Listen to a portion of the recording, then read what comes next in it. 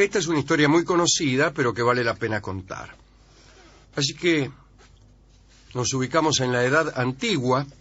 Tiberio es el emperador en Roma y vamos a describir la situación en Judea. Los romanos están instalados allí a través de un funcionario imperial y de unas tropas que están establecidas en Palestina. Pero los judíos mantienen también una especie de monarquía. Todos conocen al rey Herodes el Grande, aquel que organizó la matanza de los inocentes y que mató a tantos solo para ver si podía matar a uno. Herodes el Grande había tenido 3 hijos. Filipo I, Filipo II, qué ocurrencia, sí. ¿no? Y Herodes Antipas. Repito, Filipo I, Filipo II, Herodes Antipas. Se habían repartido el reino. El primero de ellos, Filipo I, estaba casado con una señora, una muchacha llamada Herodías, una chica espigada, nada fea, y tuvo con ella una hija. Muere Herodes el Grande y Filipo I se queda sin nada. Y los otros dos, Filipo II y Herodes Antipas, retienen unas regiones.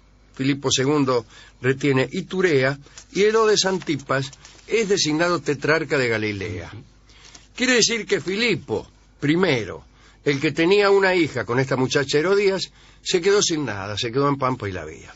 Ahora, Herodías, esta chica, no se conformó con esta situación, no se conformó con la mala suerte que había tenido su esposo. Era una mujer muy ambiciosa, muy cruel, y concibió la idea de conquistar a su cuñado, Herodes Antipas, el que era tetrarca de Galilea. Muy bien. Ahora, Herodes Antipas ya estaba casado. Estaba casado con la hija de un rey árabe, y además la ley mosaica prohibía el matrimonio entre cuñados conforme a un texto del Levítico. Se consideraba incestuosa esta clase de matrimonio. Pero igual, no le importó nada y se casaron.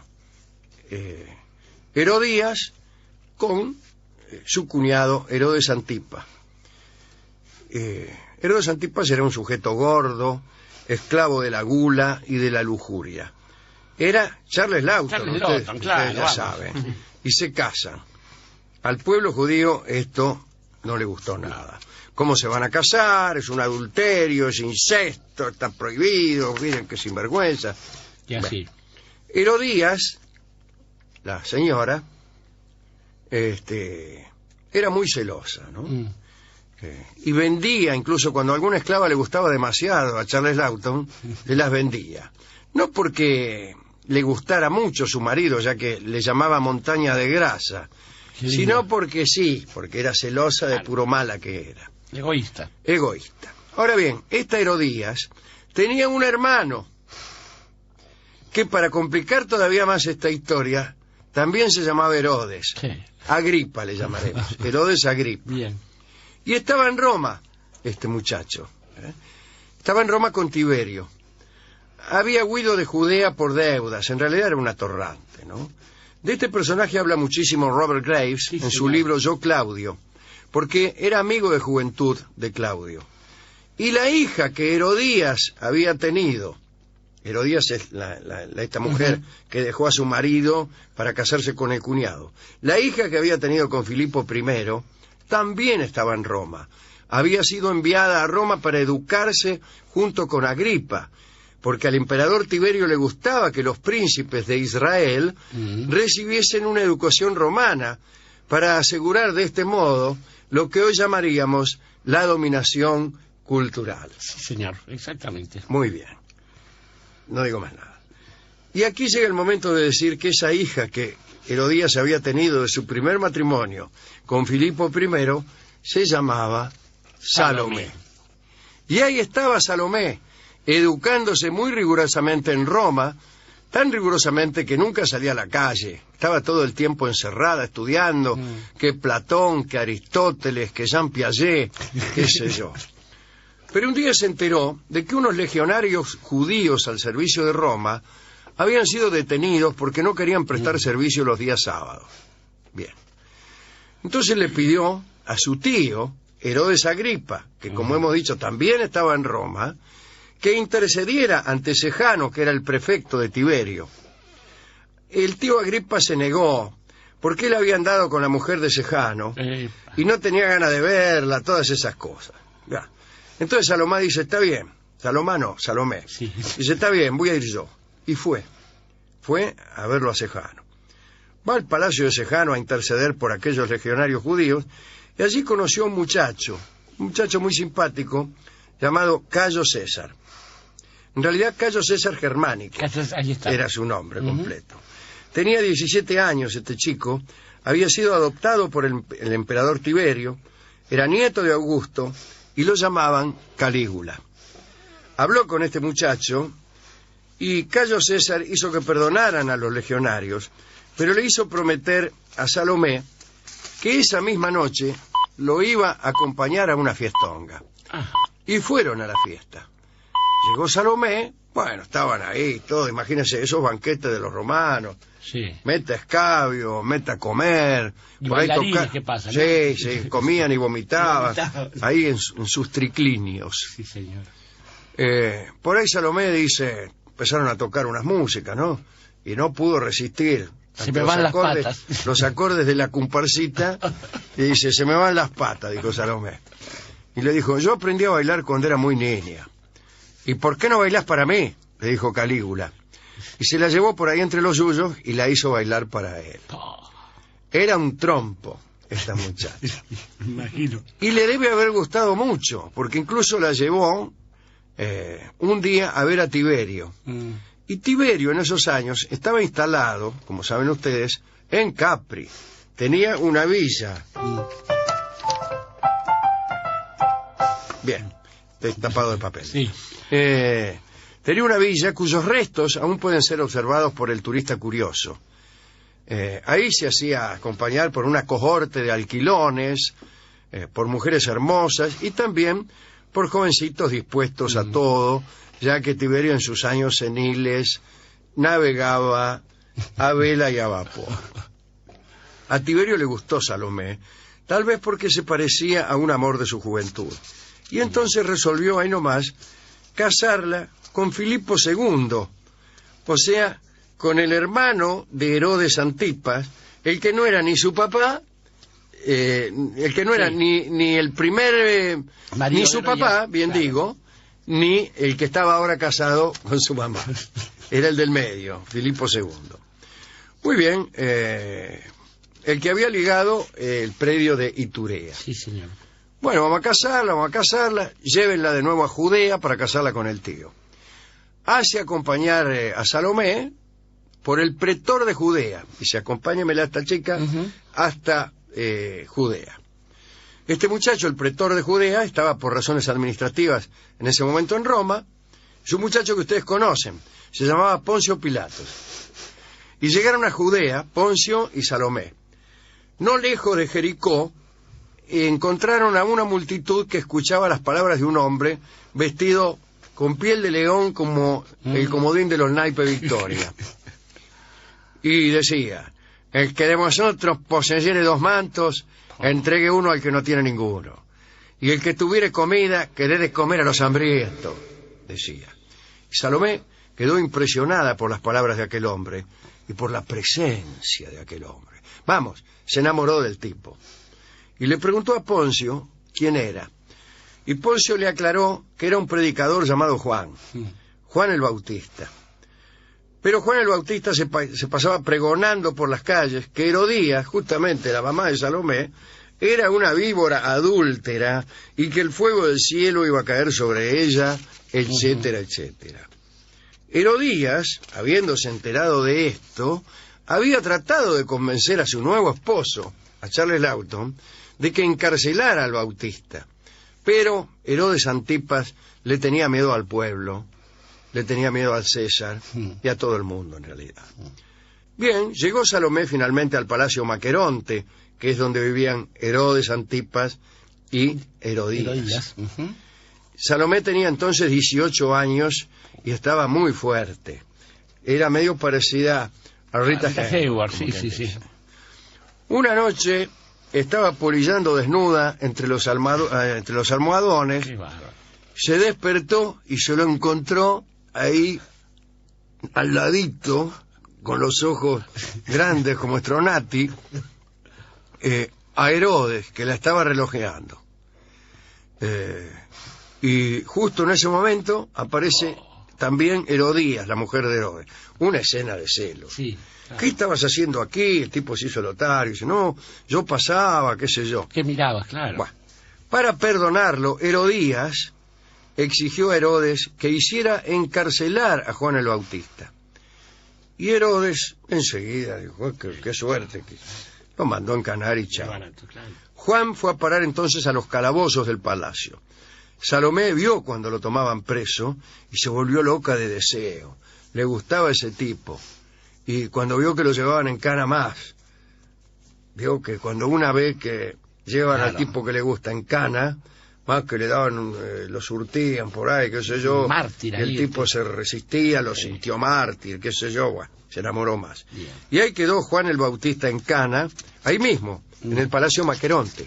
Sabe que se acostumbraba a tener las celdas En los ahí, calabozos, los en, el, que, sí, este, en las en mazmorras. los sótanos, en las mazmorras. Un día Herodes Antipas festeja su cumpleaños con un festín. Bien, mucho escabio, mucha música. Salomé bebe y se acuerda de que Juan está no lejos de allí, en los calabozos. ¿Vio cómo es esto? Cinzano va, Chisotti viene. Se le puso en la cabeza que tenía que verlo a Juan. Y bajó a los calabozos. Bueno, como se trataba de una princesa, los guardias no la detuvieron. El caso es que se encontró ante la presencia misma de Juan el Bautista y le dijo, soy Salomé, la hija de Herodías. Juan le dijo, sal de aquí impura, le dijo Juan. Ella le dijo, huyamos juntos, y le propuso liberarlo, pero él la rechazó. Salomé trató incluso de besarlo, y él se resistió. Salomé volvió al festín llena de odio y de despecho. La fiesta siguió. En determinado momento, Herodes Antipas, que ya tenía una esbornia que para qué te voy a contar, le pide a Salomé que baile para él. Y esta es la parte más conocida de la historia. Ella se resiste al principio, pero él le dice que si ella baila va a acceder a cualquier petición. Bailaré, dice ella. Y baila. Baila, como ustedes saben, la danza de los 7 velos. La mina empieza a moverse, qué sé yo. Bueno, los que habrán visto la película Sí, saben sí, de saben. qué hablo, ¿no? Mientras ella baila, Charles Lawton pone una cara ahí de carnero degollado, qué sé yo. Y ella medio que se le acerca. Sí, se le insinúa. Sí. Y él le dice por ahí en una vuelta del bailongo, sí, recuérdese que se iba sacando cada tanto un velo y ya estaba medio desnudo, le faltaban un par de velos nada más. Dice, ¿qué quieres que te conceda? Dijo Charles Lawton, mientras la baba le rodaba por la comisura izquierda. Bola de grasa. Y entonces Rita Hayworth, es decir, Salomé, quizá a instancias de su mamá Herodías, sí, señor. le dice, quiero que me entregues en bandeja de plata la cabeza de Juan el Bautista. ¡No! Y así se hizo. Pasó el tiempo. Salomé se casó efectivamente con Filipo II de Iturea, el hermano de Herodes Antipas. Tuvo un hijo con este hombre, pero el hijo murió a los pocos días. Sucedió también que Tiberio aumentó los tributos a las tierras de Iturea y Salomé viajó a Roma a suplicar. Mientras tanto, Herodes y Herodías tuvieron muchísimos problemas. El rey árabe, cuya hija fue repudiada por el tetrarca para casarse con Herodías, se lanzó a la guerra. Herodes creyó que podía entendérsela solo con este hombre. No fue así. El rey árabe lo venció repetidas veces. Salomé llegó a Roma en viaje de súplica en el año 32. Lo vio a Tiberio, suplicó, se quedó un tiempo allí, y cuando regresó a Iturea, su marido Filipo había muerto, y ella fue dueña absoluta de Iturea. Herodes, a todo esto, tuvo que recurrir a las legiones romanas para defenderse del rey árabe. Había quedado muy desgastado porque tuvo que intervenir incluso en el proceso de Jesucristo. Pasan años y en el año 37 muere Tiberio. No sé si pasan tantos años, depende de cuándo crea uno que murió Jesús. Claro. El caso es que en el año 37, muerto ya el Cristo, muere también Tiberio, y empieza el mandato de Cayo César Germánico, Calígula. Y Calígula le otorga a Salomé el reino de Chalcis. Mientras tanto, Herodías y Herodes, me refiero a Herodes Antipas naturalmente, van a Roma a ver si el nuevo emperador los confirma en sus cargos o qué. Van a alcahuetear. Claro, sí, había que hacerlo, sí. Pero mientras están haciendo antesala, allí en una oficina, digo yo, aparecen unos tipos que le dicen: prepárense, porque acá el nuevo emperador los manda a desterrar a las Galias a ustedes. ¿Cómo? Dice, que nosotros veníamos a alcahuetear, a ver si ligábamos algo. Nada, destierro. Y los mandaron a las Galias. Y allá murieron los dos, en la ciudad francesa que hoy es Lyon. Ajá. Salomé vivió hasta el año 72. ¿Y dónde murió Salomé? La muerte la sorprendió al cruzar un río helado, y este río pudo ser el Segre, que es un río que está situado entre las ciudades de Balaguer y Lérida. Y esto, amigos queridos, es Cataluña. En Cataluña murió Salomé. Qué impresionante, ¿eh? Es un dato bien poco... Sí. ¿Le gustó esta historia? Mucho, mucho me gustó esta historia, Alejandro. Y además es una historia que nos remite a muchas cosas. En principio porque Salomé, igual que todos los personajes con un perfil tan fuerte, tan marcado, tienden a ser convertidos en maquetas, ¿no? En figurines, así. Tenemos el relato de Oscar Wilde. Sí, claro, la obra, es una obra teatral. Es una obra, ¿no?, teatral. Claro. Tenemos, en términos de figura, la figura de Aubrey Beardsley, también un autor de esa época, que la pinta tan barrocamente. Y tenemos otro relato de nuestro amigo Robert Graves, en el cual cuenta cómo es esta especie de genealogía. Falta un tipo ahí entre Filipo I, Filipo II, Herodes Antipas, que es Antípater, el otro hijo del rey Herodes, y en lo que uno cree que es la frondosa e inclasificable imaginación de Graves aparece un dato. Este Antípater sería el padre del Cristo. Y bueno, pero ese es en Rey Jesús. En Rey Jesús. Rey Jesús, una obra maravillosa también. Sí, también muy caprichosa. Muy caprichosa, pero muy caprichosa, sí. Bordada tan caprichosamente bien, claro, como las danzas de Salomé. Y ahí hay un momento en que Robert Graves dice cosas como: de 10 partes de sabiduría, 9 le tocaron a Israel y 1 al resto del mundo. De 10 partes de sensualidad, 9 le tocaron a Arabia y 1 al resto del mundo.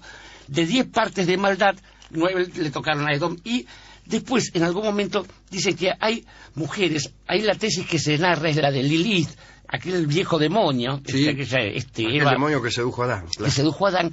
Y dice Robert Graves que el Cristo y su corte tenían que combatir contra ese demonio que estaba encarnado en figuras como Salomé.